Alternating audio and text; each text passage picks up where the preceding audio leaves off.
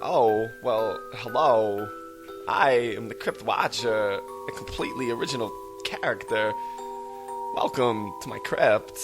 I assume you've come here looking to satisfy your hunger for danger and excitement through gruesome and spine-chilling tales of the macabre. Am I right? Of course I am. I'm always right. Well, it would appear you caught me at an inopportune time. As you can plainly see, I am entertaining guests. Please, go. Send for help. It learns to stop making noise, or else it gets punished again. I apologize. Some people, they just don't appreciate hospitality. Am I right? Of course I am. I'm always right. It's no big deal. Now is just not a good time for me.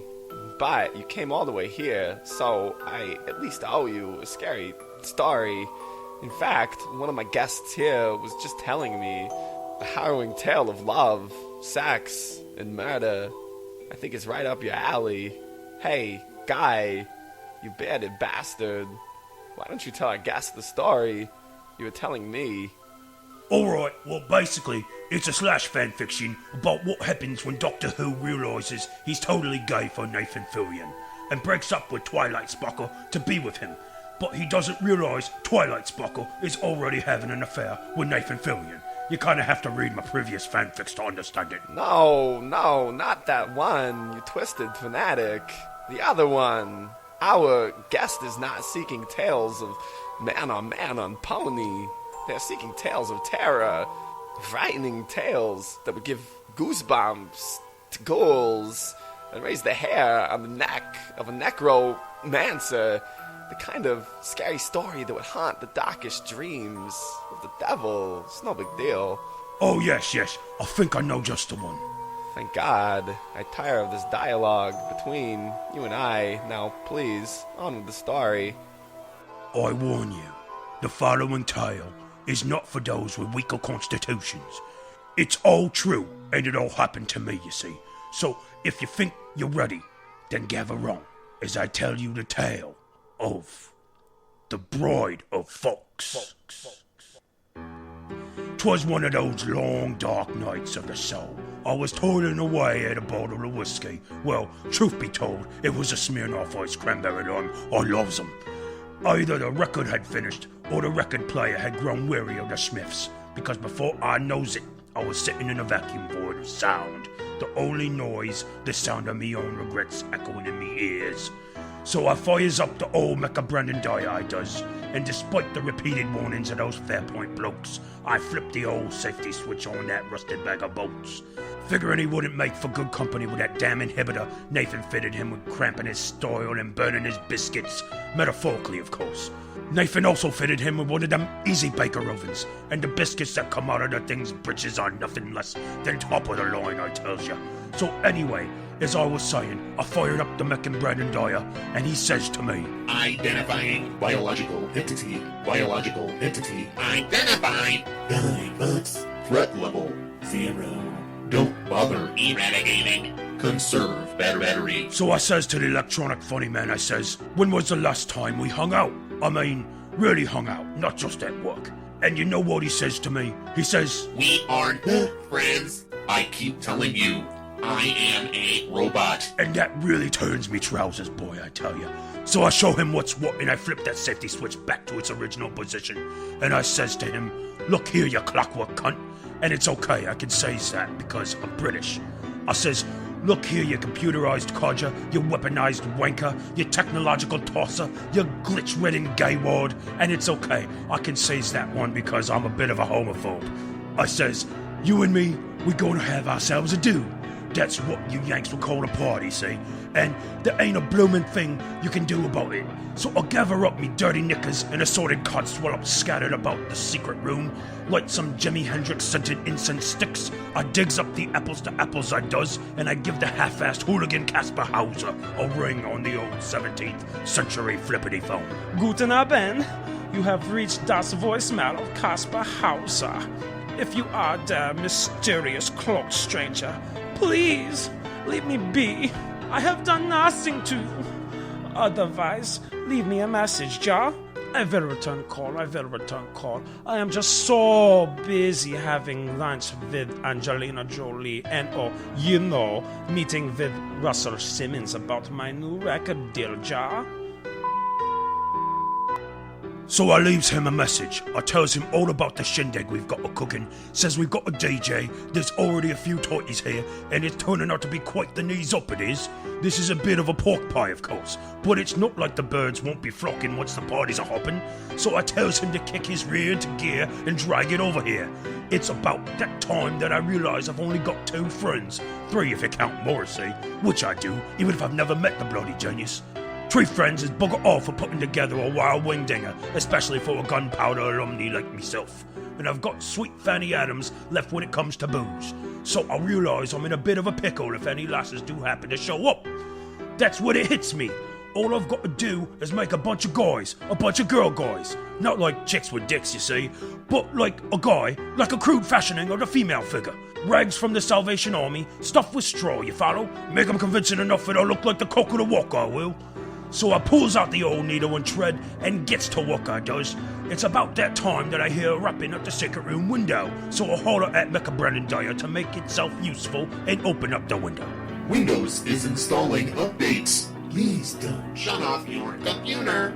Installing update 1 of 47. All your bloody machines are the same, I says to him. So I gets off me God-fearing bum and opens up the window, and wouldn't you know it, it's that daft German orphan himself, Caspar Hauser.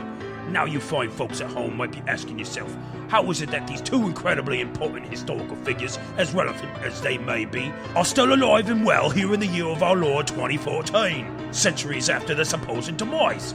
Those are stories in their own right, they is, but I'll give you the cliff notes. Turns out this one is one of those situations where the truth is stranger than fiction.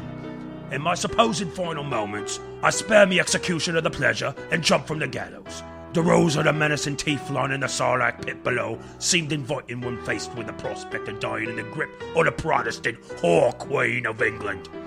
It was in the bowels of the Sarlacc pit that I truly discovered myself. It was there that I really nurtured me appreciation of the Smiths, strengthened me relationship with the Almighty, and transcended life and death, becoming a fabled New Age ascended master. Caspar Hauser, on the other hand, accidentally killed himself and became a ghost. Caspar the needy ghost. Quickly, Guy Fawkes, let me in, for I am being followed by a scary, scary man. He wishes to do me harm. Just like the little brat begging for attention as always, belt up I says, stop flapping your chin and listen to old Guy Fawkes for a minute. I'm hatching a plan, I is, and I want you to be supervisor of operations for me new secret project. I know that if I gives him a fancy title, he'll think he's the dog's bollocks. So he asks me what he's got to do to be this operational supervisor, and I tells him the first task is to find me some stockings and a nice dress. Oh ja, I used to be in the German version of the Kids in the Hall, Die Kinder in das Hall. I still have some of my old costumes in a box underneath my bed. I haven't worn them in so long, I swear. Did you know I was the German chicken lady? Chivvy along, you bleeding fool, for 'tis not we who watches the clock, but the clock what watches us this evening. Don't you hear his black heart beating with every tick of the second hand, every swing of the pendulum? Time takes its toll, it does, even from folk like you and I with nothing to pay. Sure, whatever, fine. You don't have to yell at me. And so it was that we made the most splendid girl guy a guy like me had ever laid eyes upon. Hair made of weave from the finest beauty shops in the hood. The most lavish of rhinestones beset in her eyes. In an evening gown somehow both flirtatious and conservative that would even make me mum proud. But it wasn't enough, you see. What I had here, it was too enticing to leave well enough alone. I had become enamored with the patchwork pretty and drunk on scientific progress. That ants me enough iced cranberry lime. So what I does, I grabs one of the microphones, pop screens and all, and I clobbers Mecca Brandon Dyer upside his stupid metallic head, I does. But it does little in the way of incapacitating him. What are you doing? You are drunk. That is enough Smirnoff for you, and enough scientific progress. I'll tell you what, I've had enough, you pudgy little shit. That's what I says to the pudgy little shit. So in the name of scientific progress and getting squiffy pissed off the rush of unbridled discovery, I cracks open me old friend, Mecha Brandon Dyer, and I takes out his processor and insert it into the girl guy. Casper Hauser is ranting and raving, he is. You've gone mad. You're out of control. You have lost your way, Guy Fawkes. And Mecha Brandon Dyer is just spouting nonsense, not having his processor to tell him what to say. I wanna dance like I'm shucking lots of corn. And I'm hollering at them to shut their gobs. Can a guy get some silence when he's trying to work and all that? And finally I get the girl guy sewn up, processor and all. Shucking lots of corn. With a hula hoop. And I takes her outside, and it's pouring rain because of course it is. And I drags the wet bag of hay to the conveniently adjacent windmill, which come to think of it, I had never noticed there before. And I climbs to the top, and I sits me rain-soaked bottom on a wooden crate, and I waits. I waits for the lightning to strike, but it doesn't come. And the girl guy is all soapy and mushy now, and I can still see what I saws in her in the first place. I can. Only now, it's like we've been married for a few years and she's let herself go. And suddenly I'm coming to me senses, realizing this was all a big mistake, and I should have listened to me friends. So I picks up the saggy old broad by the waist, figuring I'll give old Mecha BD his processor back and apologize to Hauser for shouting at him, when suddenly it happens. A bolt of lightning arcs down from the sky, bright as a flashbulb, striking through the heart of the door, knocking me on me bum and igniting me overcoat. Tearing the flaming jacket from me body and hurling it outside into the rain. I bring myself to me knees and I look up. And there she is, alive as an antelope, real as a rhinoceros, beautiful as a beetle. I don't know, I'm sorry. I just like to alliterate, but I'm not always so fast on my feet. And apparently I've got animals on my brain. Earlier, I fell into a YouTube trap. You know what I means, just watching video after video of animals. And I would have kept at it too until I stumbled upon one purporting that there was a lizard that can walk on water. And I says to me computer, I says, you takes that back. There's only one guy that can walk on water, and that's our Lord and Savior, Jesus Christ. And then I start thinking about those little spider bugs you see on the lakes when you're camping. And I start to question me faith. But I'm getting off topic. There she stood in front of me, radiating both the essence of beauty and the essence of terror itself. The bride of Fawkes. To be continued, Ja. Shucking lots of corn. Like a rock star.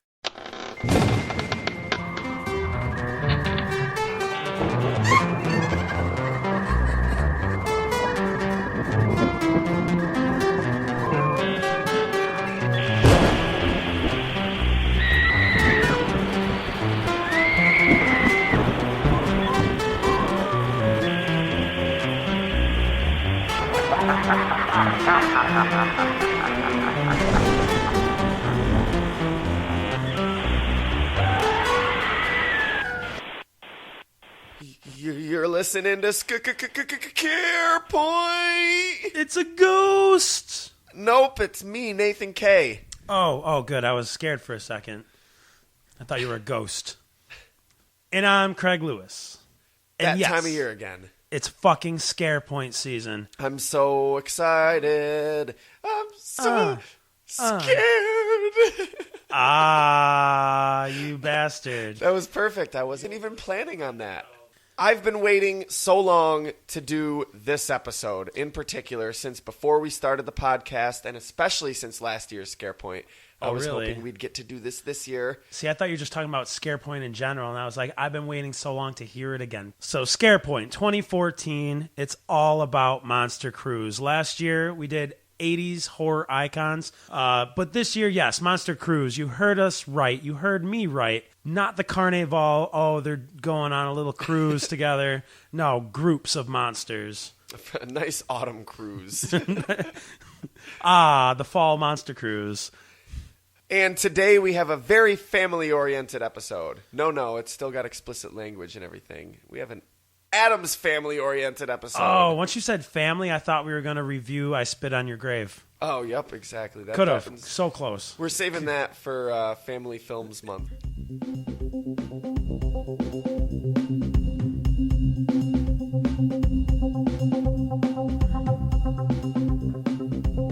All right, so let's kick this monster party off right with some fucking spooky Halloween news. Yay! I like spooky Halloween news. Yeah, Halloween news, spooky news party. It's a monster party.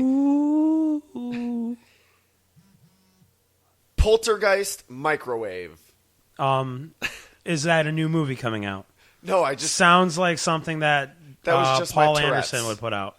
Just my Tourette's. I was just shouting random words. Oh, okay. But, on to the news story. A Louisville, Kentucky family is being terrorized by a poltergeist microwave. No way. Does it What a coincidence. only go on for 20 seconds when they ask for a minute? Well, basically, the family found this microwave up in their attic, took it down, started using it. Bill, the patriarch of the family... I was going to say the landlord. No, he's the father. I guess, I don't know, can you have a patriarch and a matriarch? I don't mean to say, like, he's king of the castle or something. Yeah, I know what you mean, whereas I think you just can. wanted a cool word for dad. I don't know. I didn't want to just say dad. You could have said king of the castle. Could have gone with that one. He says, it started with random beeping. One time it went off like the food was done, and when I looked over, the damn thing was still going and said 666. Ah! Betty, the matriarch, says, it turns on by itself. It turns off by itself, too. It's like it's messing with me. No matter how many times I pop the door shut, the minute I leave the room, it pops open again. One night, really late, I walk into the kitchen and I'm about to open the fridge and the microwave door flies open, lighting the whole kitchen up in a horrible, scary lightning blue color. It's like it wanted to electrocute me. Your mother sucks cocks in now. My mom should buy. My mom should buy. My mom should buy. My mom should buy. I was trying to bless the house and get it back to normal. No, it's, Or the microwave. No, it's your mother sucks beeps and beep. 6 beep. So the McCouds, this family, hired a ghost hunter. And this is what the ghost hunter has to say. We obtained permission to stay the night and study the phenomena in its natural environment. My wife, who is also on my squad, is highly empathic. As we warmed up TV dinners in the microwave, she sensed a presence. Ooh. As soon as she mentioned it, the microwave started beeping repeatedly. The door flung open, and my Hungry Man dinner went flying across the room. Stop, you're scaring me. We pressed the off button. We unplugged it. It beeped several times after we cut off the power. No! Of course, our digital recording became corrupted, which often happens when there's such a strong... Oh, yeah, of course. That always happens. So he called in another paranormal investigator. I'm assuming one with better credentials. I don't Probably, know. Like, yeah. He was like, I got to call in the big guns. Oh, yeah, his supervisor, actually. And he says, the EMF readings confirmed this supernatural manifestation is a poltergeist. I have seen poltergeists occupy washers, TVs, electric heaters, but this is the first time I have seen microwave possession firsthand. Well, yeah, either it's possessed or it could just be an old faulty microwave. Or I actually consulted my own paranormal expert, and what he had to say was, oh God, it's Champ! You suckered me in, you son of a bitch. I was like, oh, he knows a paranormal expert? Yes, he's an expert. That guy is a loon, okay? He is crazy. He's going to hurt somebody one of these days. Does he have a permit for that harpoon? I'm pretty sure he doesn't. He doesn't have a fishing license either. So they asked if they should get rid of the microwave and get a new one, but he said it's important to remember the malevolent presence does not strictly live in the microwave. Getting rid of the machine will not solve the problem. It has the ability to travel throughout the electrical wiring in the house. So it's not a haunted microwave, it's a haunted house, and it's just using the microwave at this moment. Well, it's a poltergeist, he says. Which Yeah. poltergeist is our kind of like haunted houses, I guess. He says it's best not to engage the being. Try not to be fearful. Always remain calm. If you're facing a poltergeist in your kitchen devices, just ignore its outbursts and it will not be able to feed off your energies. Yeah, that certainly worked well for the Freelings. Well, Betty agrees with him. She says, I think he knows what he's talking about. It didn't start getting really bad until we paid attention to it. Now we just ignore it like we would ignore a child's temper tantrum. And it still randomly shuts off or zaps from time to time, but nothing really serious. It still heats up our leftovers like a champ, too. Oh, God, it's Champ! I told you! All right, not to be outdone by you or anything, but this isn't quite as scary or horrifying of a news story. But members of a Michigan church recently finally got what all God-fearing Christians have ever wanted, proof that Jesus is real, because he came to them by putting his face on a pierogi. Next. Oh, God. Yeah, this is fucking bullshit. But, they burnt a pierogi, and it kind of looks like a bearded man, I guess. Really? Because I think it looks like Mick Foley. I think Mick Foley appeared in the toast. Yeah, Proof it looks that, more like Mick that Foley. sign I saw in the crowd, Foley is God, is true. Proof. Here's proof. We have it. My toast kind of looks like Mick Foley. Also, The Holy Foley. Mick Foley eats a lot of toast. Coincidence? I think not. It's the Holy Foley pierogi. The Foley Trinity. How has nobody done that with his 3 characters? The Foley Trinity. Oh, man, that's great. So I found this story on UPI.com, and the only reason I really chose to do this was based on the final line of this article. What is UPI? Is that like It's some United sort of Press? United sure. Paranormal Investigators? Probably not. The last line was just so scrumdiddlyumptious. It was hilarious. This is probably one of the best out-of-context lines ever. Church officials said they are keeping the Jesus pierogi frozen until they decide what to do with it. What are you going to do with it? Fucking eat it or throw it out. Jesus. It's not Jesus. It's a burnt pierogi. Are you going to keep it on ice and charge $5 a head to view the holy pierogi? What if somebody's like, oh my God, Craig, like I'm in here making toast, right? And I'm like, oh my God, Craig, come in here. The face of Christ has appeared in my toast. And you're like, oh, really? Now yeah, I'm going to eat it. You're like, bullshit. I don't believe it. I don't buy it. Like, come on, Nathan. It's just burn. You have a bias, a confirmation bias, and you have like, your brain is wired to find faces. You're just seeing pictures in the burnt. I'm like, no, come here. This is, I swear, it's totally Jesus' face appeared in my toast. And you come in, and it's literally like emanating light, and like you can see Jesus' face, and he's like, hello, my child. He's like, this bread will be my body and my face. And he's like, no, the bread is like the Skype of heaven. But, you know, he's literally like just Skyping to you through the bread. And he's like, yeah, it's a clear picture of him. He's just on there. Yeah, speaking and everything. Yes. The bandwidth is kind of slow, so he's stuttering a little bit, lagging a bit. No, Jesus, probably not. Mick Foley, more likely. The dude, most likely. That's what it looks like to me. I see the dude. Oh, from Lebowski. Appeared. That's awesome. If the dude appeared in my toast. No, you got to see this. It looks way more like the dude than Jesus. All bullshit aside, though, this is serious news. The Deadpool movie finally has a fucking release date. Fox Studios finally greenlit it. Yes, February 2016. And also coming in 2016, Doctor Strange. Isn't that also when Superman v. Batman comes out? The law firm? That comes out... the law firm. That comes out in May. Yes. So, yeah, kind of sucks. It's a February release. That usually is the slot they set duds. Yeah. The early part of the year. They're taking a gamble on an R-rated adult superhero movie. Well, fuck it. I'll go see it 4 times in theaters if it means there's going to be a sequel.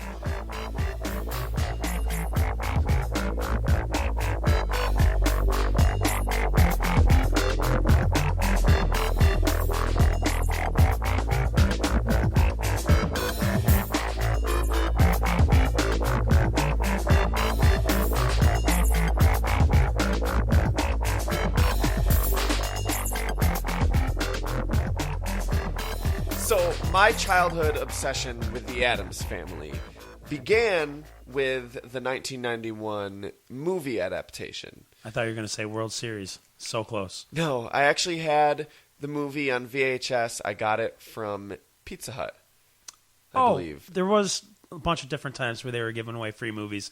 That is how I owned Bill and Ted's Bogus Journey. They were like, fuck, you could go to McDonald's and get a shitty little toy. You can come to us and get a fucking movie! Because back then, that was a big deal. Nowadays, it's like, so I can download a fucking movie. Whatever. Yeah, this was, wow, a movie? Wow, thanks for this movie, Fap. As a Happy Meal toy? Yeah, that was big shit. That was a big movie. Especially that. It's not like it was one of those really failed movies either. No, I thought it was great. Were you a fan? I was, of the first movie, not so much the second. No, I like the second movie. Really? I I like was them not both. too much a fan of the second. One thing I like about the second movie, better than the first movie, is that we get the whole Uncle Fester not really being Uncle Fester subplot out of the way. So Yeah. you're not watching half the movie questioning, is that actually Uncle Fester or just some guy pretending to be him? Because if it's some guy pretending to be him, I could give two shits about him. You know? Right. I guess I see where you're going there because the whole second movie, he is a legit part of the family. You and know he's it's Uncle him. Fester. Yeah. Yes. But I love both the movies. I thought they were fucking great. As a kid, it really... I loved it. As a kid, I loved monsters and stuff like that, and this was really cool to me to see these creepy, weird family that is kind of normal, but not normal. You know what I mean? They're not going out killing people, but they're Yeah. crazy. But I very soon after, was told by my parents that there was an old TV show. It was based on an old TV show, and I was, no way. Because I kind of thought all old TV shows were just corny old people shows like MASH and I Love Lucy and Dragnet. The Honeymooners and, Wings. So I very quickly picked up on that and started watching that, probably on Nick at Night or something. Most likely. There was no internets to look it up on. But loved the Addams Family. Really? Loved it. I, not so much. No? Well, it was kind of me being a dumb, stupid kid, and I never properly went back and revisited it to give it the appreciation it probably deserves. But as a kid, I was, I never really got into I was just like, black and white show. It is boring. Dumb kid bullshit. Well, what about the movie? Loved the movie. As a kid? Yeah. Okay. I thought you just Yeah. meant in general you thought. Oh, no, that. the show. Okay. The old show from the 60s. Okay. Unfairly, I might add. I hated it. So. Okay. I liked the Munsters as a kid too. And I would kind of go back and forth between which one I was gravitating towards, but I feel like I always kind of knew that the Addams Family was superior to the Munsters, and I don't know. Superior, you say? The Munsters did better in ratings, though. Yeah. Pretty consistently. I used to get them confused as a kid, too. Really? Yeah, I don't know Well, why. the Munsters are actual monsters. Yeah, Addams I know. Family are just people. Are just people, not monsters, except for Lurch. And it, whatever. But you had said that your parents told you it was based off of a TV show. Kind of wrong. Your parents were kind of wrong there. Well, no, the movie was based off a TV show as well as the original. The one-panel comic Incarnation. strip from the New Yorker. Yes, the family originally appeared in Charles Addams cartoons in the New Yorker. Called The Addams Family. Well, no, it wasn't a cartoon called The Addams Family. They were just cartoons that he drew. Oh, yeah. for They the didn't New really Yorker. have any names. The characters were really undeveloped, and it was just... All sorts of scenarios. Little gags. It wasn't all the Addams Family either. Yeah. Just all sorts of stuff. And he did have a kind of macabre sense of humor. And eventually some of the characters that you would see actually started reappearing instead of just being random people and funny gags. And eventually it started solidifying the idea that they were actually, some of these characters you Were saw family were members. family. And he was eventually propositioned because they wanted to make a TV show, and they had him give us some names for these characters, tell us who they are, and he was very involved in that too. He and was. The movie, the filmmakers did say that they wanted to go back to that, not just base it on the show, but to go back to his original ideas, and we'll talk a little later We'll about get into how that. exactly they did that. But there was a lot of influence from the show as well. Yes. It's hard to separate them because there wasn't enough there in the cartoons, Right. and because they're such a big part of cultural consciousness. And you know what kind of pisses me off thinking about it is New Yorker cartoons are so pretentious and dull now. Like, bring us back that. Well, when the Addams Family was on the air in the 60s, the New Yorker stopped printing Charles Addams cartoons because they didn't want to be associated with lowbrow sitcoms, They're like, we're better than that. Buffy and I do not have time to read comics. Here's the thing, though. The Addams Family was revolutionary. I mean, most other sitcoms, the marriages were just bitter disputes all the time. Really dysfunctional families. Men be like and women be like. Yeah. And this was actually a good, wholesome family, a loving family. Oh my God, Gomez and Morticia have the most passionate love for each other. Oh, Academy. So passionately in love with each other and dedicated to each other and dedicated to their family, supportive of their children. They donate to charity.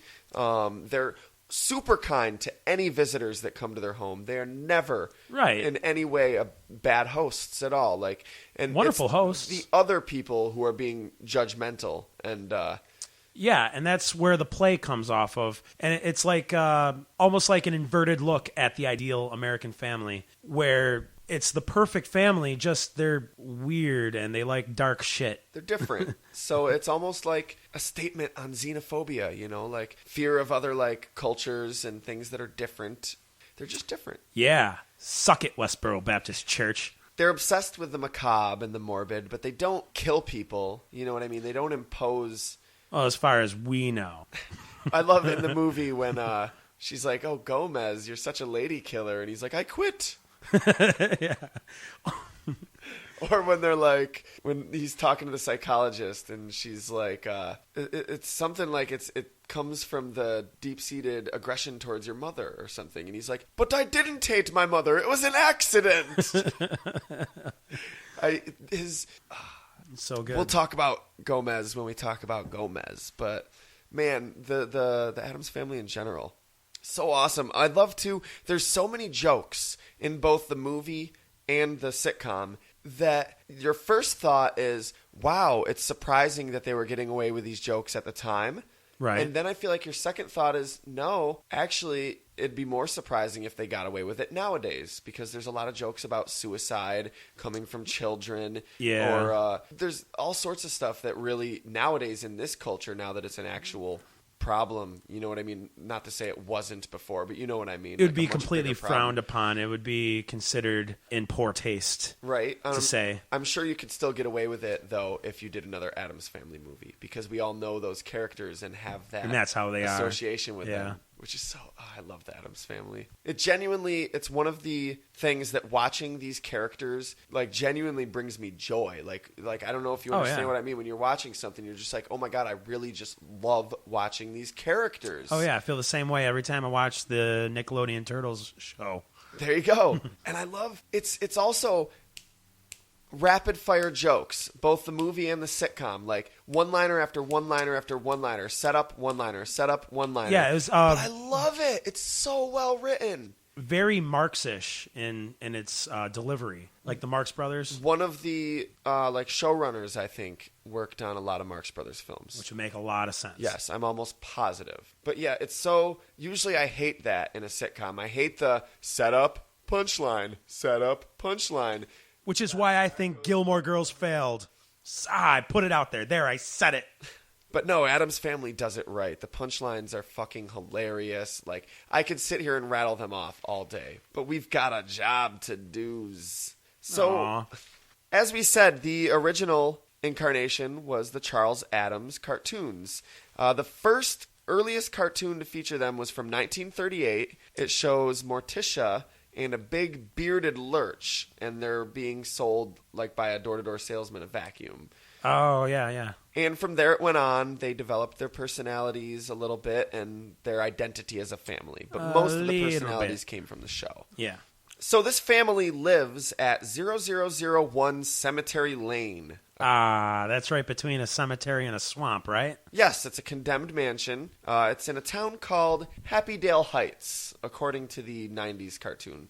Yeah. Supposedly, this mansion is based on Syracuse University Hall of Languages. Wouldn't you know it? Not supposedly, it is. You think so? I do think so. I've seen the Hall of Languages. I've seen it recently. Exactly. Well, one source claims that Charles Addams did this when he visited. Another source claims that the art director for the TV show attended Syracuse University. Yeah, Edward Alou. But I don't know, because there is a real house that in the show it was used, you know what I mean? Yeah. For the shot. And I guess there was a house that was drawn in the cartoons, before that real house was picked for the show. I feel like this is kind of a thing to say about your fucking school that's cool to say, and it might be kind of more myth than fact, maybe. I would rather have it be more fact than myth. Thank you think, very much. Can we at least just agree that it's a mixture of both to some extent? Maybe more one than the other? I guess. I would like the one more than the other just a little bit, maybe if it's on my side. Another cool thing about the house that it was shot in that you might not realize, you know, the Addams Family, everything's so dark and like morbid, or maybe not morbid, but very macabre. The actual interior of the house from the sets are very colorful. They're really colorful. Most of the rooms are like pink. The sets? Yeah. They weren't in the same house as the house that you see from the exterior. I'm talking about for just in the shot. Where the sets were hosted?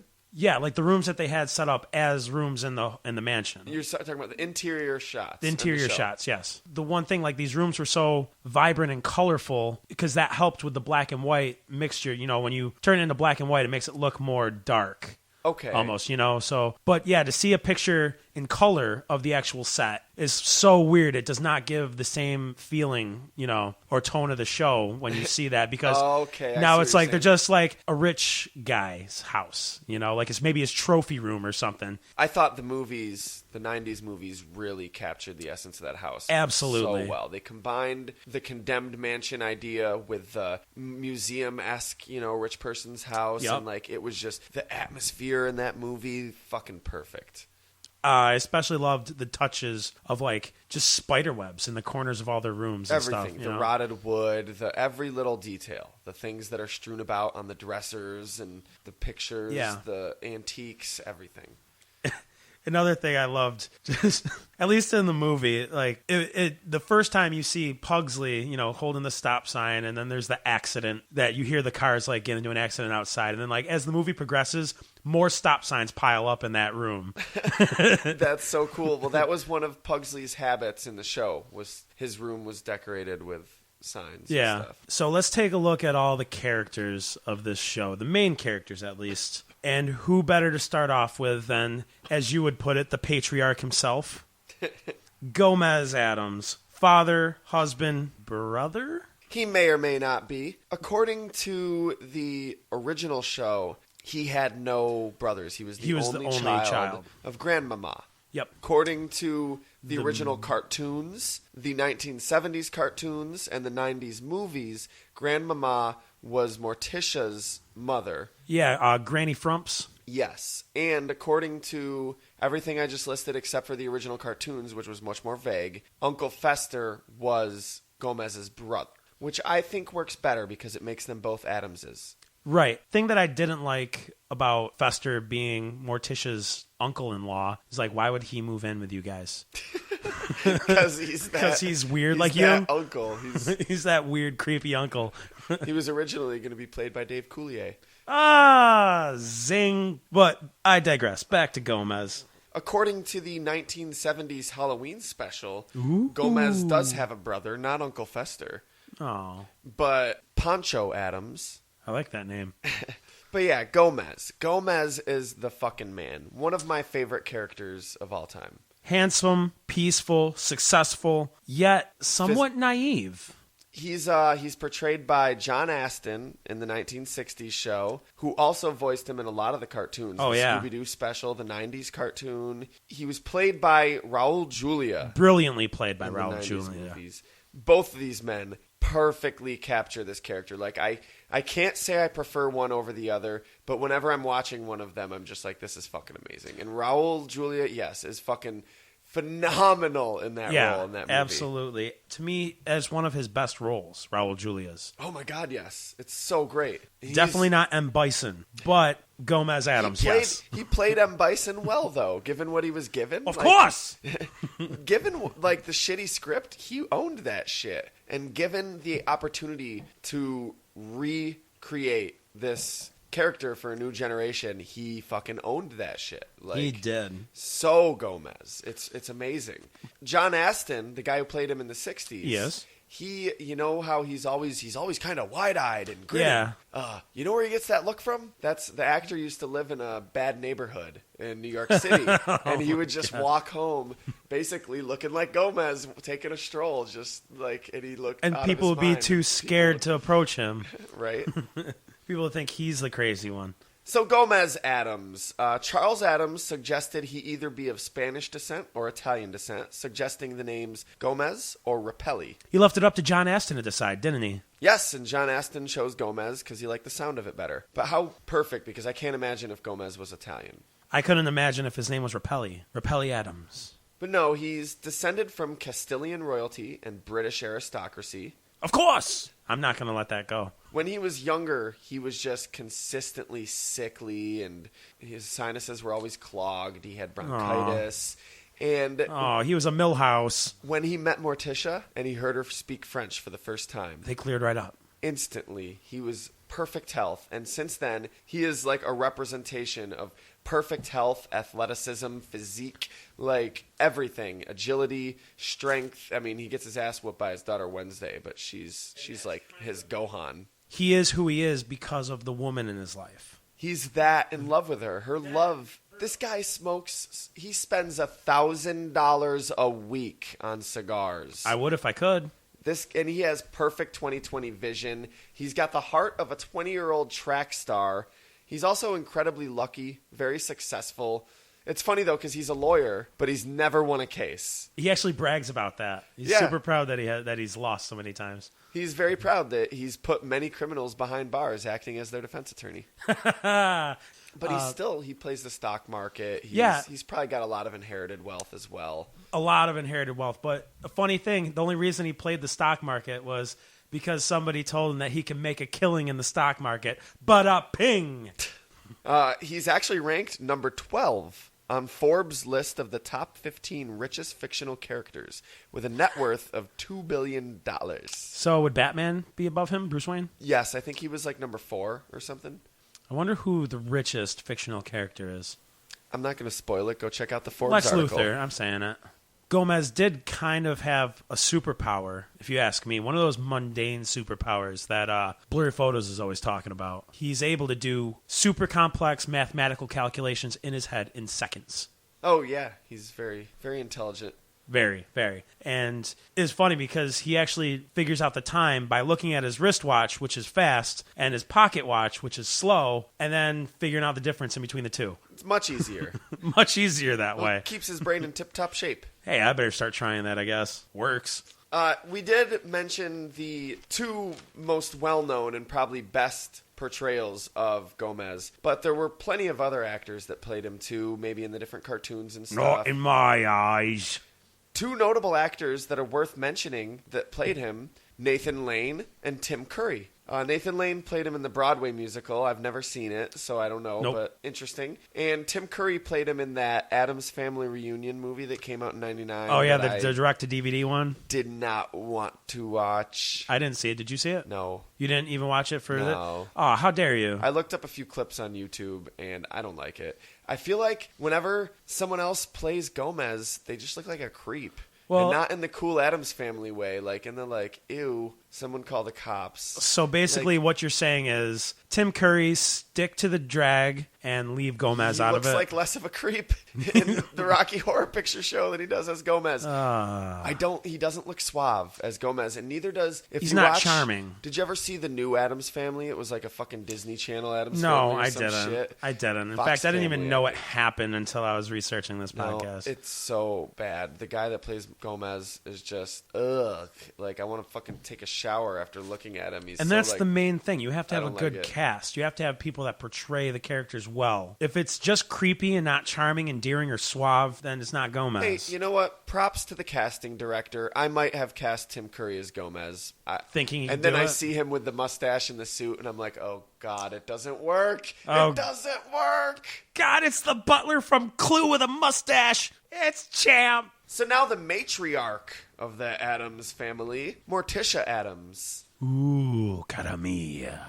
Maiden name, Frump. She was based on Charles Addams' first wife, Barbara. Charles Barbara Addams Frump? had many wives. No, I don't think her Oh, name was that would have been awesome if it was. Morticia's family can be traced back to Salem, Massachusetts. And if she is Grandmama's daughter, I guess she has some type of French ancestry. It's probably safe to say she does. Yeah. You know who played Morticia's mom in the show, though? Because it wasn't Grandmama? No? No? Cloris Leachman? Margaret Hamilton, the fucking Wicked Witch of the West. Huh. Yeah. Wore the same dress that Good she show. wore as Miss Gulch, I think her name was, in The Wizard of Oz. Okay. You know, her Yeah. Did it? landlord Yeah, alter ego. the lady riding away with Toto, that little bitch. Yeah, dude, it's so cool. Like, you watch it, and it's straight up the Wicked Witch playing Morticia's mom. That's cool, too. I don't know. Maybe I'm full of shit, but I feel like homages like that weren't as common back then, especially in, like, 60s sitcoms. You know what I mean? Oh, yeah, I do. Yeah. Whereas nowadays, they'll cast, like, oh, Mark Hamill was in Star Wars, so let's cast him in our sci-fi movie. It's like an homage, you know? Yeah. I feel Especially like that wasn't considering as- it's of a witch's background. She also has an older sister in the show, Ophelia. Morticia does seem to have some type of powers. She can light candles with her fingers. She and could also make herself smoke. yes, she has to have some type of fire-based Yeah. powers. Because, yeah, she goes, mind if I smoke? And they're like, no, sure, go ahead. And then she just starts smoking. Not a cigarette, but 'Cause, just you smoke know, starts pouring out of her dress. I think that was just like one of those, oh, we got to use this gag. And they did. And now it's like, oh, it's canon. I was watching an episode the other day, and Gomez goes to Cousin It for advice. And Cousin It starts talking to him and whatever, and Gomez is like, oh, you got to think about it for a minute.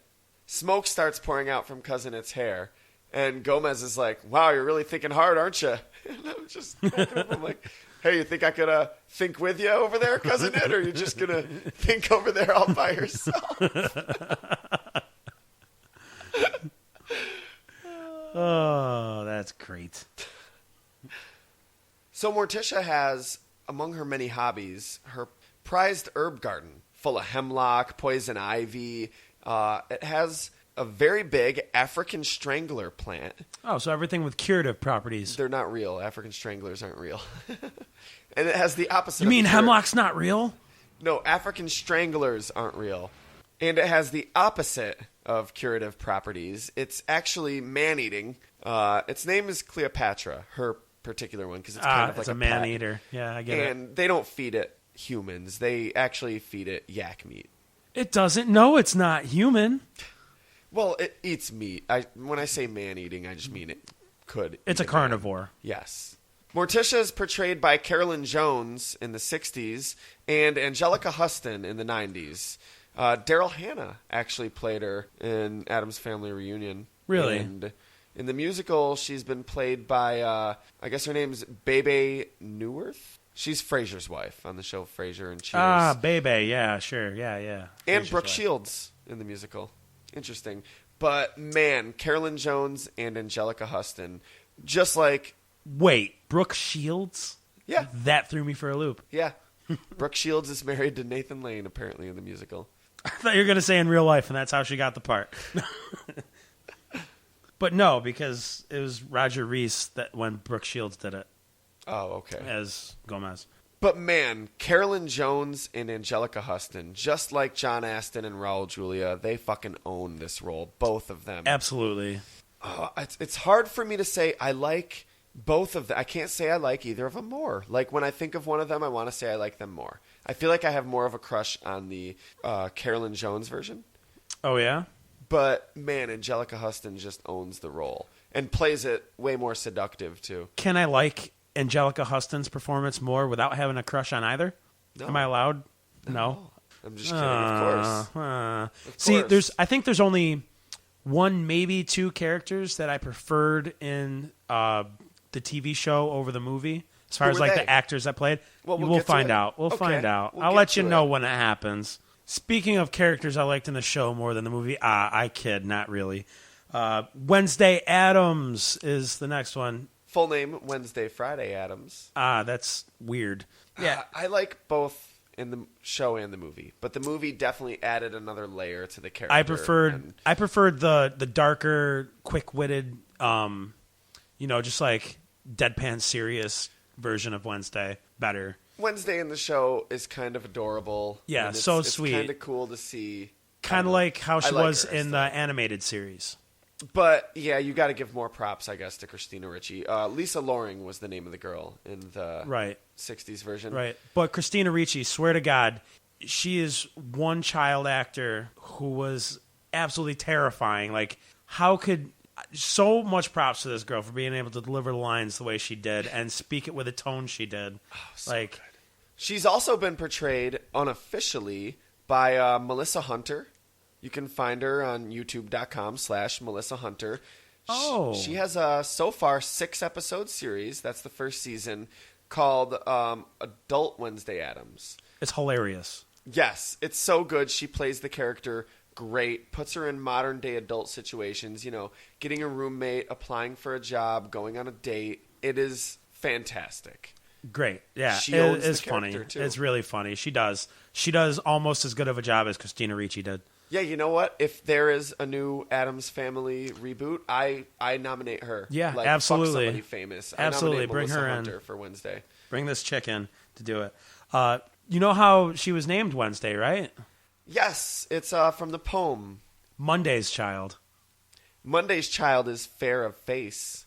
Tuesday's child is full of grace. Wednesday's child is full of woe. Thursday's child has far to go. Friday's child is loving and giving. Saturday's child works hard for a living. But the child who is born on the Sabbath day is bonny and blithe and good and gay. Eating hay. That part was Craig's addition. It just may be part of my own addition. It is. Spoiler alert. I don't know if you guys know, but Craig does perform spoken word poetry Friday nights at Alley Cats. At the Chuckle Club. Alley Cats is a diner.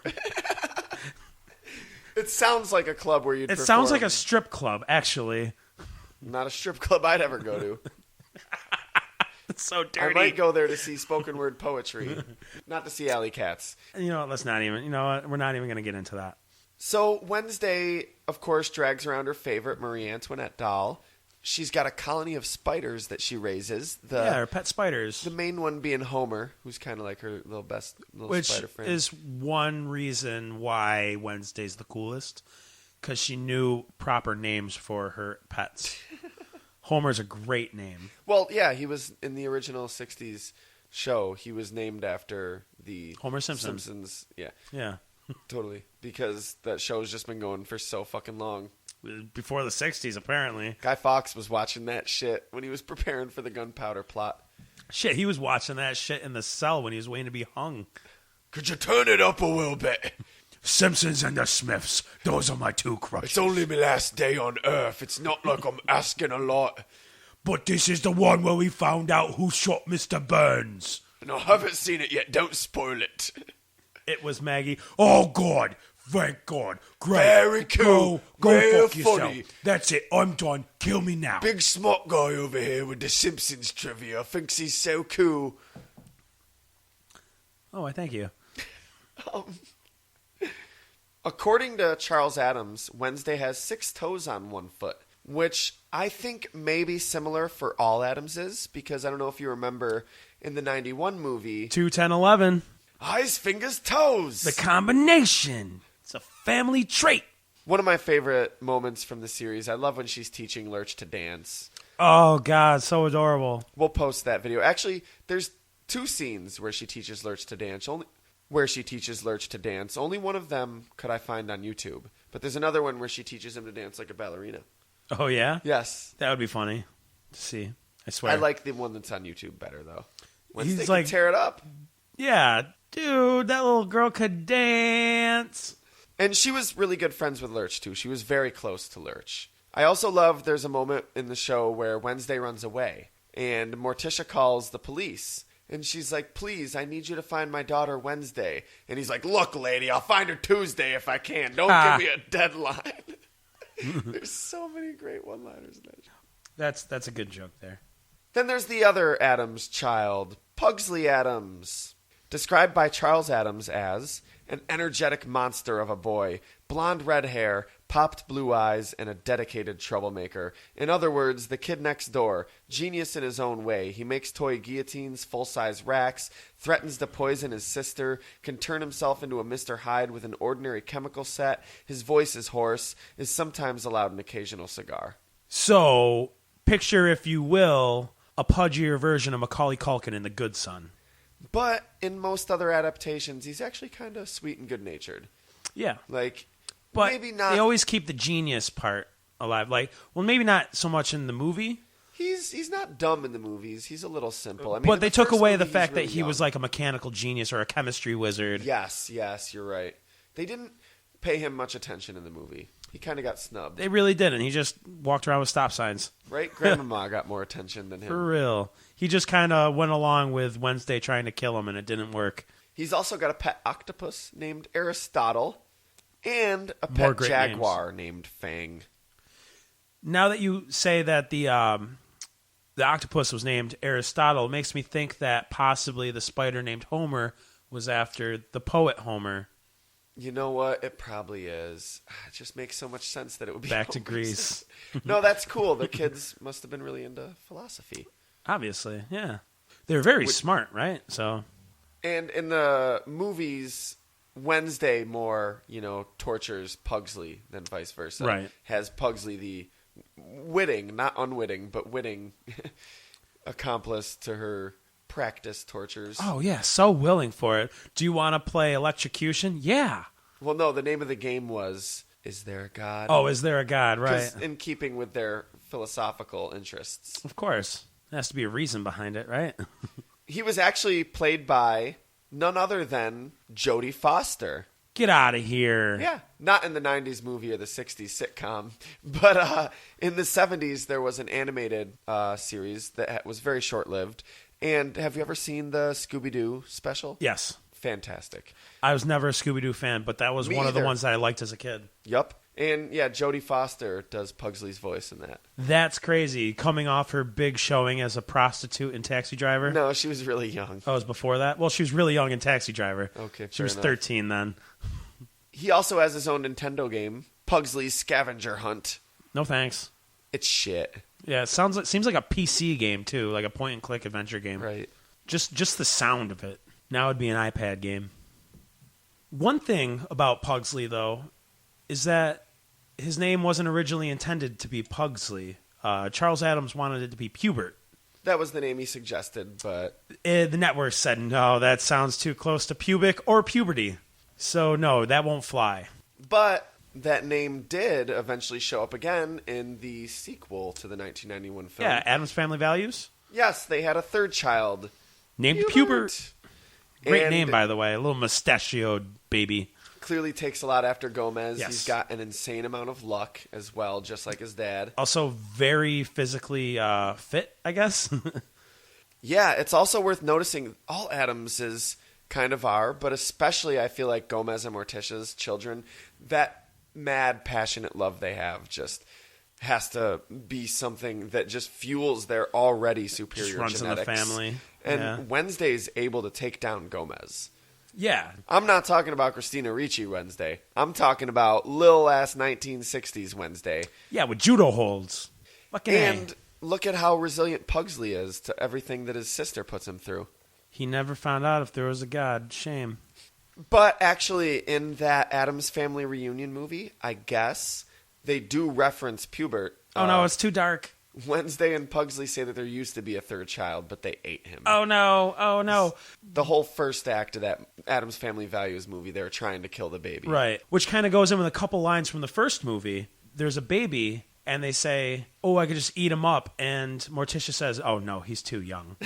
And then later on, after their party where they do the mamushka, she sees Pugsley fell asleep on like a serving platter. And they go, oh, look at our adorable little entree.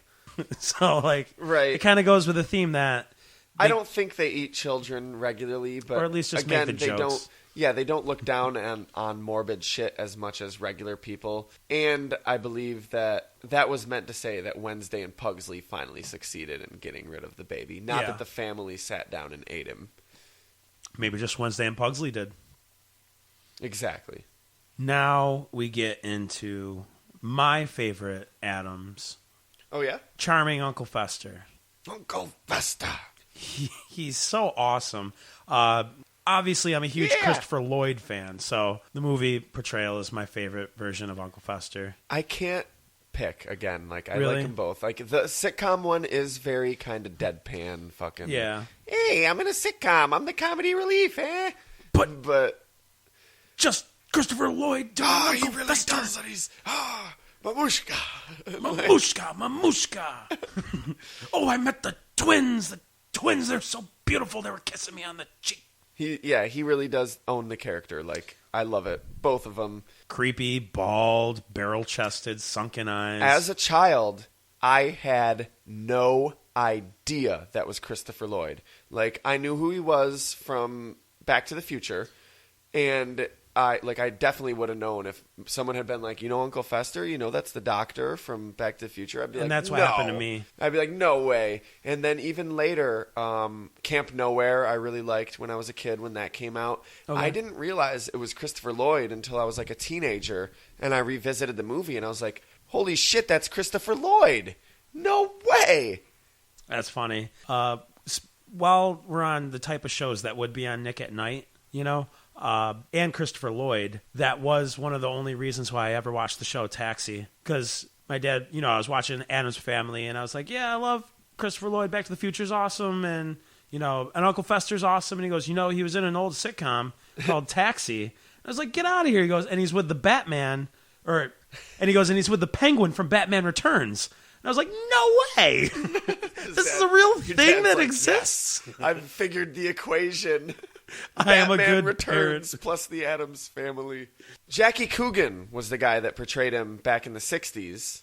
Still And great. Really interesting, too. Dude, Jackie Coogan was the kid from the Charlie Chaplin flick, The Kid. In The Kid. Yeah, have you ever seen, it's where Yes. he because Charlie Chaplin played the tramp, like this hobo, and he had formed a friendship with and kind of was like surrogate fathering this child, and eventually at the end, the authorities take him away. It's a very famous Charlie Chaplin flick. Actually, one reason for me to thank my dumb film history class that I took in college. Okay. Because that was one of the first movies we saw, and it was The Kid. It was great. He was huge to the film industry. I had no idea. Oh, yeah. And his parents were ruthless and terrible. The Coogan Act, they passed a law because of him that helped child actors have rights. Right. Thanks to him. And, I guess it didn't really work out that well because there's still a lot of child actors getting exploited.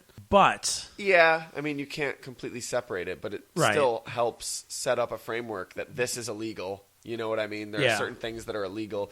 There's an old anecdote about one day on set. Oh, yeah. Pugsley was, fooling around and not really paying attention, and Jackie Coogan's like, hey, kid, I made a law for you. Pay attention. You better pay attention, something. kid.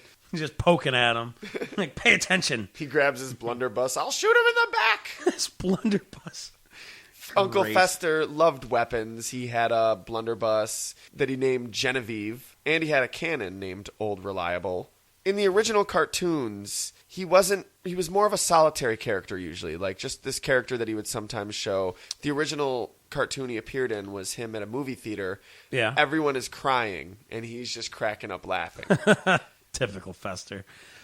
Speaking of the cartoon, Jackie Coogan actually was a huge fan of Uncle Fester in that original comic panel. And when So was Christopher Lloyd.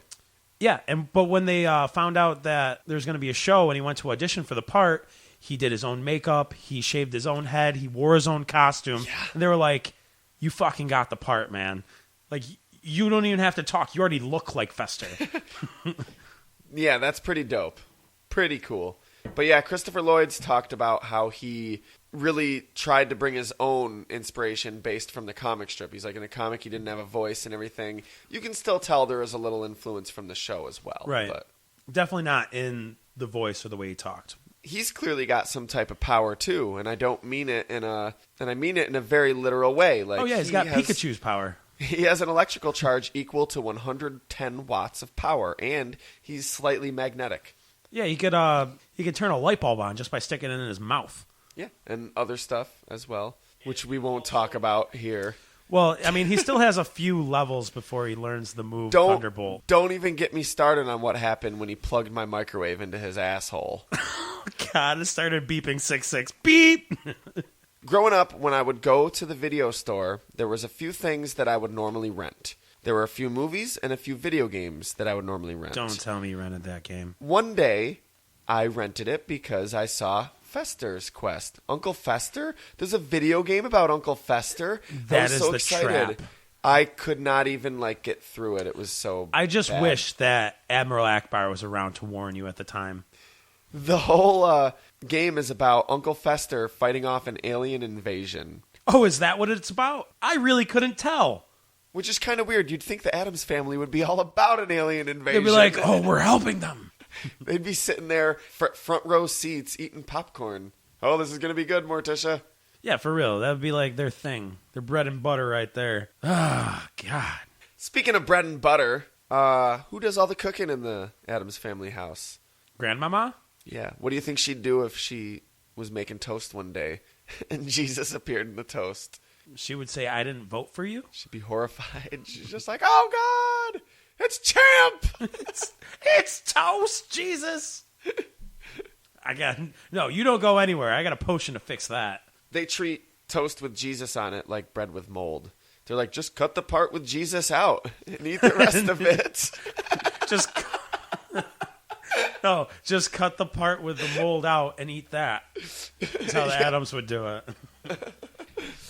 It's actually not safe, though, just so you know, to cut out the part of the bread with mold and eat the rest. You shouldn't do that. Oh, no. If there is The mold whole on thing's one part of the affected. bread, don't get me wrong, you're probably not going to die. I've done it before. When I was younger, I didn't know. I thought that was okay to do. A lot of people do think that's okay to do. But no, there's probably other There's stuff other in the spores bread. there. Yes. It's just, you just can't see it. Yeah.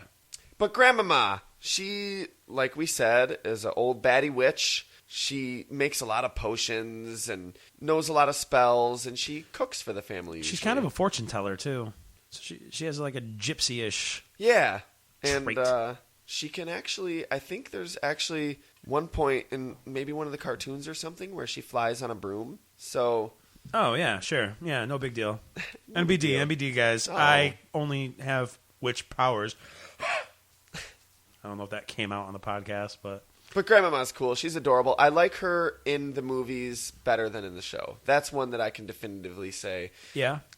There wasn't much to her in the show. No disrespect to the actress that portrayed her. But in the movies, they make her... She's totally Oh, no disrespect to the Wicked Witch of the West? No, she didn't play Grandmama. She played Morticia's mom. In the show, Grandmama was not Morticia's mom. Right.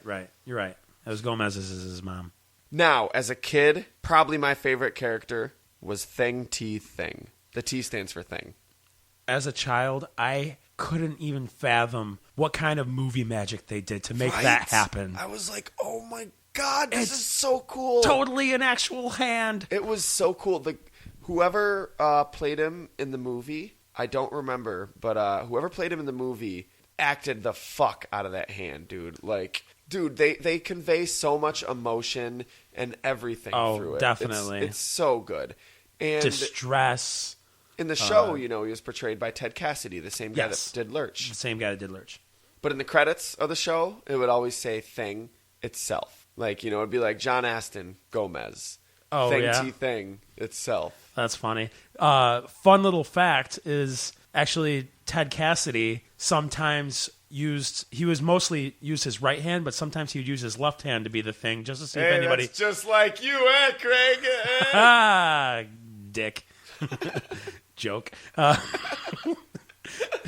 No, sometimes he'd use his left hand just to see if anybody noticed. I find that funny, and nope, I doubt anybody really did. Craig's like, I've conducted my own experiments, and nobody's noticed. Well, I do have that room with the bulletin board and the strings attached from one side to the other, trying to figure out the whole thing. So Thing was originally depicted as this kind of half-human creep that's literally an upper torso and no legs that drags itself around, and it was always seen in the background of the cartoons. Not always, but sometimes. It makes so much more sense as just a hand.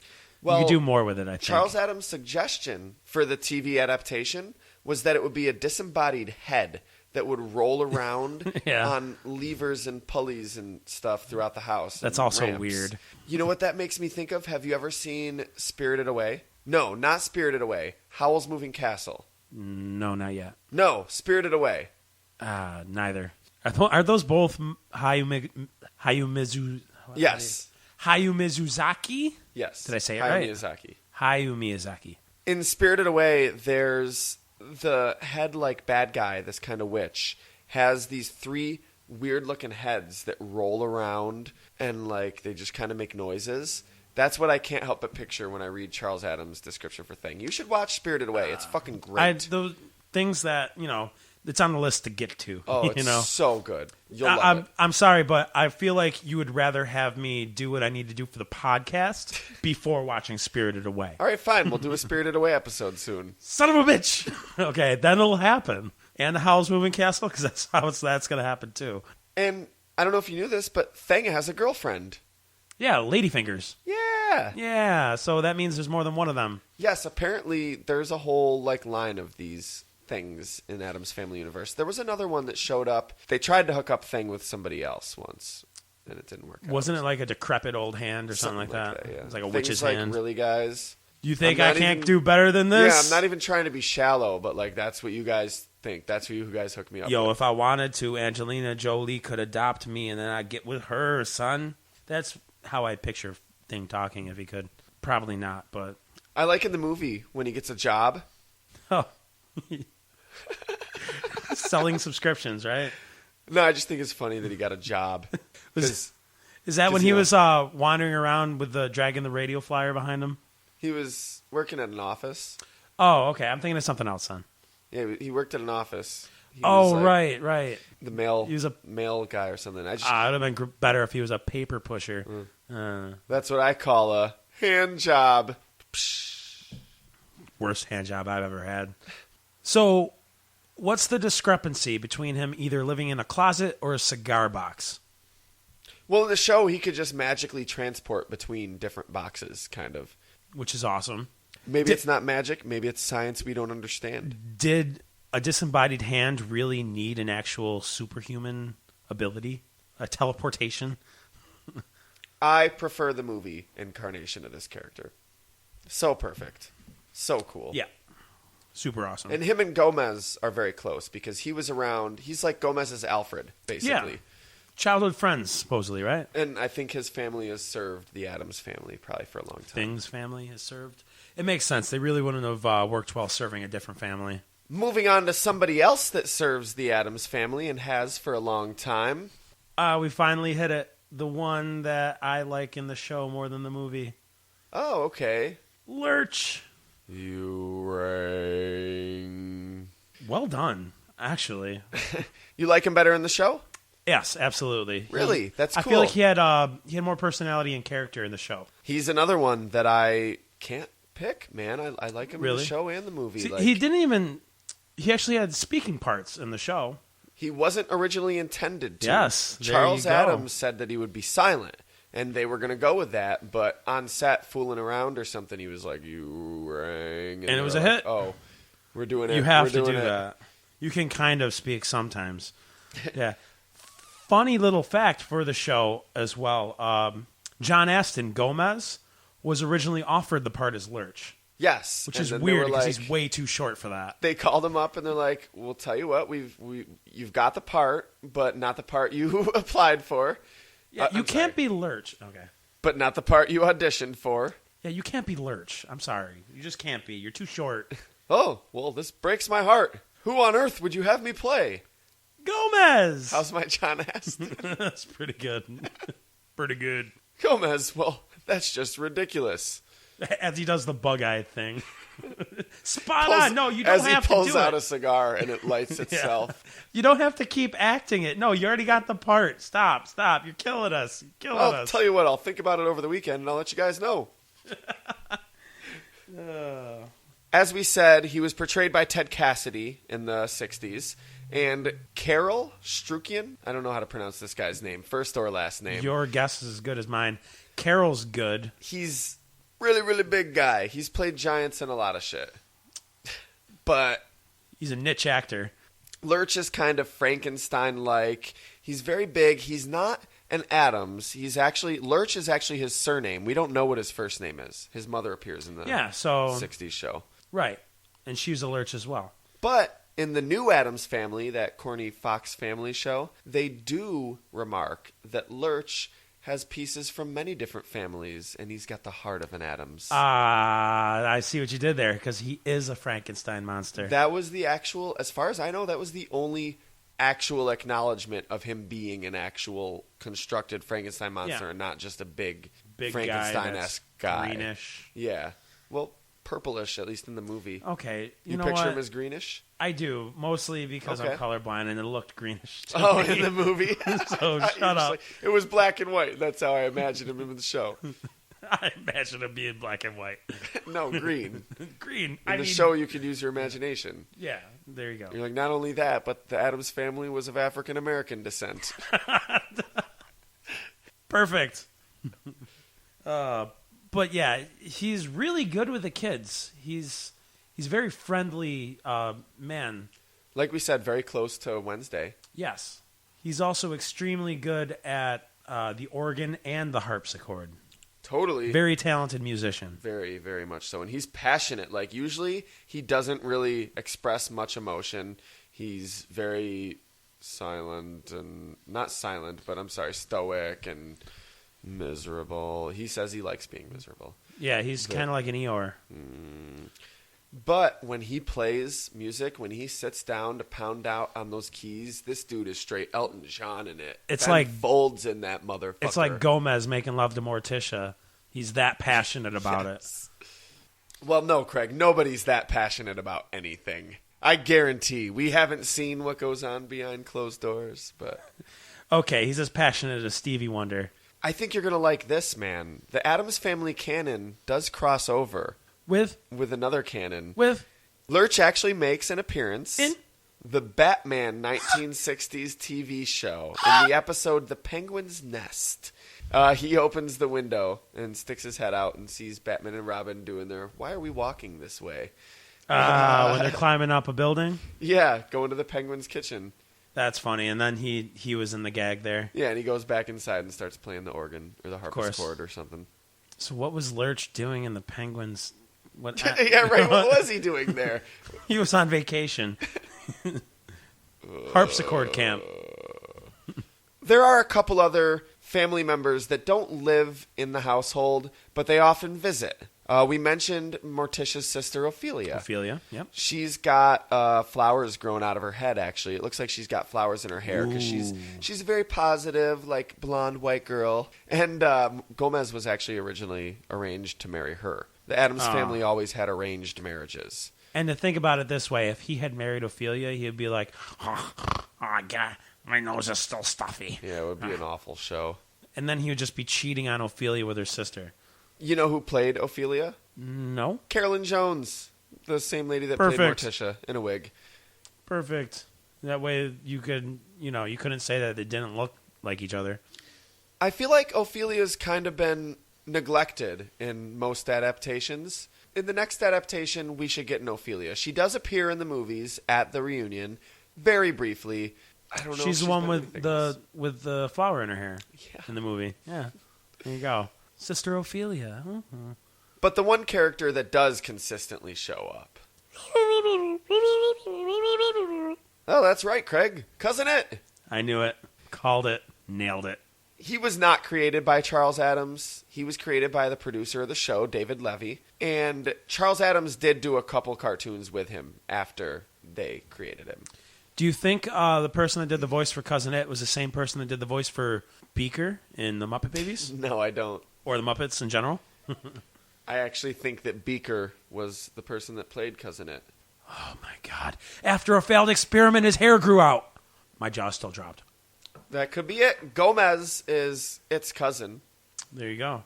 And I love that interaction when he goes to ask it for advice. I think it's almost a running gag because I've seen it in other episodes where he's like, hey, I asked Uncle Fester what I should do. And they're like, what did he say? He said I should shoot myself. And Gomez just happy and smiling as always. Great idea. Capital plan. When he talks to Cousin It, he's like, yeah, I asked Cousin... Because you can't tell what Cousin It's saying, but Gomez can. He's like, well, I asked Cousin It for advice. This was when he fell in love with Morticia when he was younger. Okay. But he was engaged to Ophelia, and he's like, I don't know what to do. Well, I asked Cousin It for his advice. Oh, and what did he say? He said I should shoot myself. Same advice. So great. Awesome. Yeah, Cousin It's, like, Is it just a hair monster, or is it a person with really long hair? There's something under there. Whatever it is, it has arms. In the TV show, So it's Captain Caveman, he would regularly have arms that came out wearing gloves. like Captain Caveman, only without the club. Gomez asked him what's under all the hair, and he said roots. So the band The Roots, or Yes. Questlove's in there, Black Thought. they're all there. He is Gomez's cousin, and his father's name is That Addams. He is a classic ladies' man. He had an on and off relationship with Ophelia, and has a child with his wife, Margaret Alford. The child's name being What? the child's name being What? the child's name being What? Oh, I see what you're doing there. I still don't know what you're doing. What's the child's name? Cousin It can speak English, though. There was one point in the original television show when he took elocution classes and learned to speak in order to help his acting career. Well, according to the animated series, he's a super spy. For the government, yeah, he worked Yeah. for the government. That's one of the United reasons States he went away a government. lot. Yep. Not just any old government. Not just any old government, you fucking commie liberal bastard. The real government. You commie liberal socialist bastard. Wait, which one am I? All the above. That's 3 philosophies. Everything that's not capitalism. But if you really want that chic wedding, you know who should get to marry you? Cousin It. Apparently, he's licensed to perform marriages. He marries Uncle Fester and Debbie Jelinski, Debbie Jelinski. who is a member of the Addams family. She was married in. Debbie Jelinski Addams. She's buried in their cemetery. She sure is. Because they probably still love her. They're like, later, like in the third movie, when they're walking around through the graveyard, him and Morticia reminiscing about the family, he'll be like, and Fester's ex-wife, Debbie, remember when she tried to kill us? And they She's think like, of that "Oh, fondly. The memories, Gomez. Only the Addams could have someone attempt to kill them, and they'd be like, what a thoughtful idea. No one's made me as miserable as when she pried Fester away from our family. What a great person. The Addams family also had quite the menagerie of pets, some of whom we've mentioned, some of whom we haven't even. Menagerie, you say? First and foremost, there was Kitty Cat. It was Morticia's pet cat. Oh, kitty cat. To be specific about the breed, it was a lion. Ooh, kitty cat. Yeah, Morticia brought him along into the family, and Kitty Cat is a big part of the family. Huge part. He's their main part. Literally. Yeah, literally a big part. I love their bearskin rug. I loved, as a kid, I was fascinated with that. And when I found out, because I figured that was just in the movie, and my dad or something was like, nah, the bearskin rug's in the show too. I'm like, no way! That's so cool! Like, just that, like, fascinated by the movie magic in the 60s for a TV show to be able to make, you know, a bearskin rug wasn't look like that it's moving on fascinating, it. but it was just like, as a a cool kid, idea. it was fascinating. Okay. I'm sorry, I didn't Idea. set it up quite. I Oh, I'm didn't a set it up. simpleton. Oh, I'm fascinated by moving things and strings that aren't seen. I thought I skinned that bear. I thought that thing wasn't that there alive. Also, I loved the gate that was alive, Oh, yeah. sentient gate. Kind of, yeah. Again, both in the movie and the show, its name was Gate. Oh, look, What the other name mailman's you gonna- playing with Gate. And the mailman's like, fuck, and his coat's trapped in Gate. Bernice was the giant squid that lives beneath the house in, like, the sewers. I assume the movie shows there's this whole, like, you know, network of, you know, like, canals and shit underneath the house. So I assume that's where Bernice, the giant squid, lives. So there's a giant squid named Bernice and an octopus named Aristotle. Yeah. Crazy. The octopus is, I think, kept, like, in a tank in Pugsley's room or something. Whereas Bernice was like a neighbor. Bernice was down underneath the Yeah. house, was huge. It was a giant squid. Colossal or giant? I don't know. Maybe both. It has Somewhere in been feeding between, my off good of friend. Somewhere in sewage, between. You know? Then there was their piranhas, Tristan and Isolde, and Zelda, the vulture.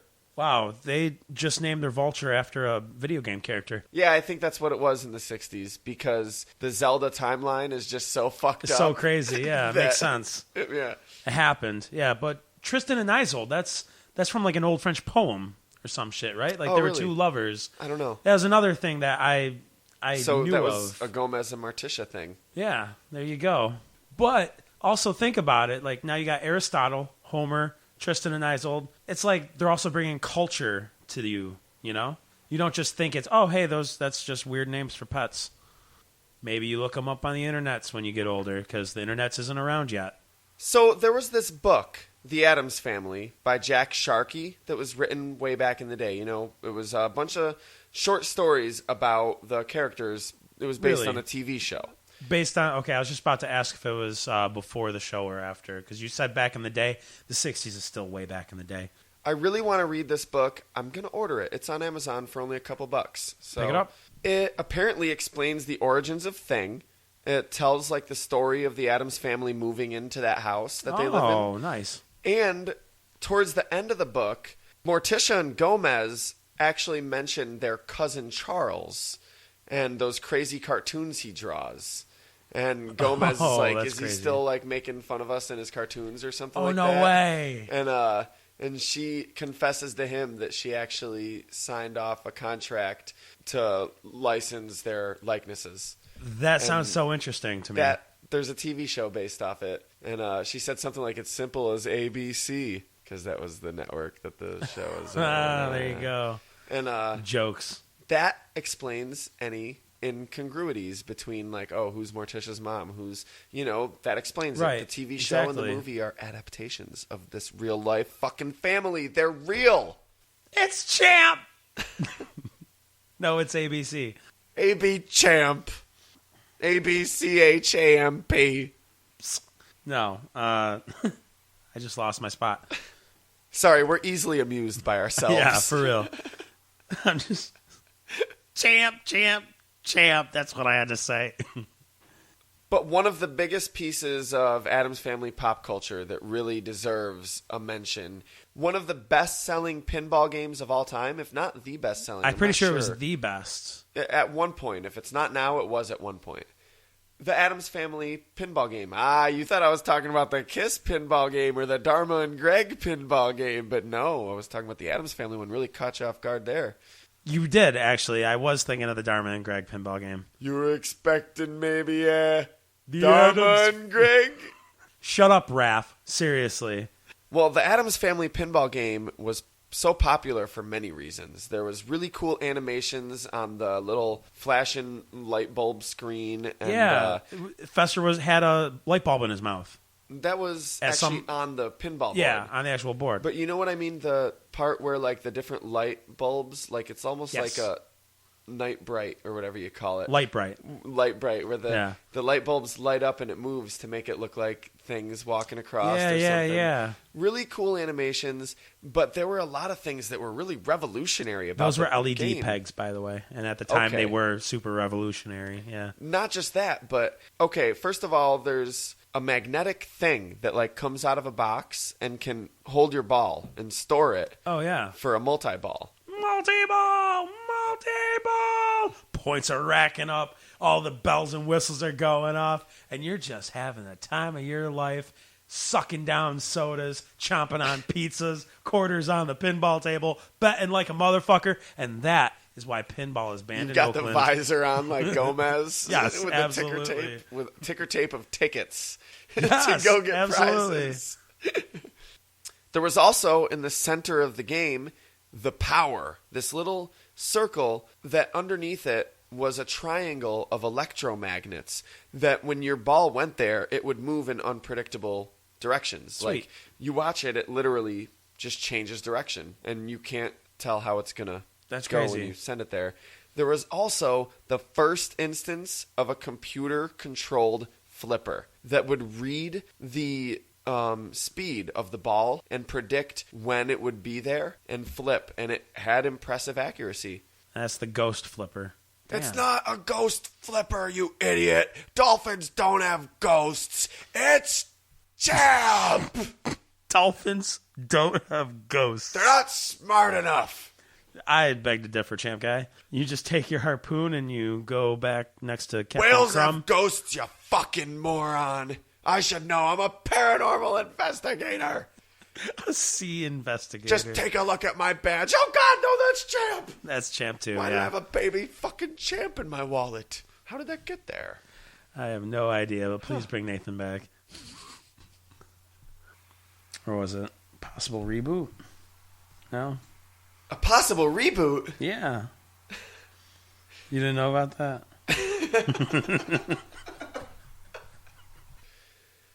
I know a few years ago they were talking about Tim Burton doing a stop-motion animation based on the original cartoons, but then that was canceled. Yeah, no, he ended up making Frankenweenie instead. But no, is there a new reboot in the works? Well, on Halloween of 2013, last year, it was announced in Variety that MGM was going to be doing a reboot. Yeah. Sweet. As an animated film, though. Sweet. Even better, right? They should get John Astin to do the voice. I hope so. Is he alive still? I think so. I hope so. I don't know. I hope so, too. But yeah, there really isn't much more If about not, the movie. who cares? It's the Addams Family. Just summon him in a fucking seance.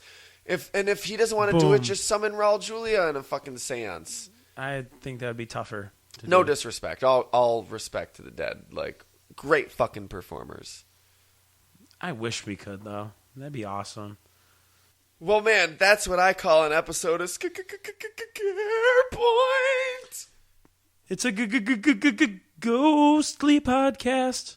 If you want to keep up with Scarepoint or God. just Fairpoint all year round, like us, facebook.com/Fairpoint Podcast. Or follow us at Fairpoint Pod on Twitter. Or subscribe on YouTube, youtube.com/Fairpoint Podcast. But all three of those are great avenues to get in contact with us. Let us know what kind of episodes you want to see, not out of Scarepoint. Scarepoint's already mapped out, but Yeah. Fairpoint in general, we cover everything. So Pretty much once we get into, let's say around, after the screaming season, you want to hear something. No, that's not enough time for us. How about for the new year? yeah, we are going bi-weekly in November and December. Good point. Glad you brought that up. We work retail and food service, and it's not easy to get that time off to really dedicate the time to a Fairpoint episode that we think it deserves. During that So, season, because, while all you jackasses are shopping and having the time of your lives, we're serving your fucking shit. But I'll tell you what, we may be able to pull an episode here or there. If we can throw in an extra episode, we will. But we've got some cool shit we want to do in November and December to make up for the fact that it's bi-weekly, but it's not solidified enough that we're comfortable talking about it. So we'll keep you posted. And if you want to just, chat with me, be my little e-pen pal or Nathan's e-pen pal, send us a old-fangled email. fairpointpodcast@yahoo.com. Old-fangled emails only, please. Yeah, no new-timey bullshit. Get that shit the fuck out of here right now. For real, correct us, call us on our bullshit, tell us we're stupid, tell us we're awesome, tell us what you want to see out of episodes, tell us what you don't want to see out of episodes, whatever. Just shoot us an email. We need some fucking human contact cooped up in this secret room here. Also, just a few favors that we ask of you as fans. If we haven't already asked a few. If you enjoy the show and you would like to support the show, keep it free. We don't ask you for money. We don't ask you for donations. No, that'd what be you rude of can us. do to keep this show coming out on a weekly basis and for free is give us reviews on iTunes, give us a rating on iTunes, subscribe on YouTube, like the Facebook page, do all that shit. You know what I mean? That's what really helps us. It'll help us get a sponsor eventually, and it lets us know that what we're doing is worth our time. Right. So, and hey, actually, if you're a Redditor, please share us on Reddit. Go post your favorite episode on Reddit. If it's on YouTube, share the YouTube video. If it's on iTunes or whatever, And we everything's on can't do iTunes. that ourselves because that makes us come off as spammers. Yeah, So, we're not trying to be that guy. We but, aren't. hey, if you like it, that's what Reddit's for. Please share it. Let people know. I would love to find out one day that there's a Fairpoint subreddit. Love it. Lofty Just saying. aspirations, my good friend. Lofty aspirations. Next week it happens. All we got to say about next week is we've got 3 rules for you. When you download this podcast, just number 1, make sure you keep it out of sunlight. Bright lights in general. Yeah, bright lights in general. Number 2, once you download the podcast, make sure you don't get it wet. Yeah, you never want to get your iPod wet. No, or your never. smartphone, Terrible, like- terrible things Yeah, to do. seriously. It's if you do, put it in a cup of rice Yes. I don't- Supposedly it works. The thing is, I don't know if that'll work with this episode, though. Yeah, because it didn't work on my old phone when I accidentally drunkenly dropped it in a urinal and pissed on it. Yeah, if that happens, though, with this podcast, Royce didn't help. You get your phone wet, it's just going to duplicate. It's just going to keep downloading the same MP3, which will actually be great for us. So go ahead, get it wet. But it would totally Wreak havoc destroy your on your data. your hard drive. And your plan. Your hard Data drive would just plan. fill up immediately. And the third rule, of course, is don't feed this episode after midnight. Well, You can listen to it after midnight. Just don't. Shouldn't feed be it. feeding it regardless. It's not a sentient being, you bastard. Yeah, it's not even it's just kind of a thing there in the cyberspace. Well, From the Secret Room, I'm Nathan K. and I'm Craig Thursday Lewis. Talk to you guys next time. Unless we see a ghost. Even if we see a ghost, we're that dedicated. I don't know, I'm too scared. Dude, don't you remember last year a ghost fucked with our Halloween episode or something? Like, the audio got all fucking weird. I'm so scared from last year.